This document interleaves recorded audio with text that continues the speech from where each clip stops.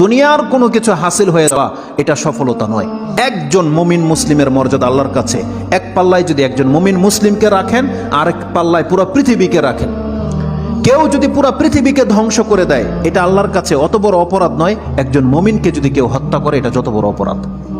তাহলে একটা মানুষ তাওহীদের উপরে যারা আছে, তাদের মান মর্যাদা এত, আল্লাহ বলছেন অতএব তারা যেন দুনিয়ার জন্য নয়, বরং তারা ওই পরকালে জাহান্নাম থেকে মুক্ত হয়ে যাওয়ার সেই রাস্তা যেন তারা অবলম্বন করে। কারণ সেই দিন যাকে জাহান্নাম থেকে শুধু বাঁচানো নয়, দূরে রাখা হবে।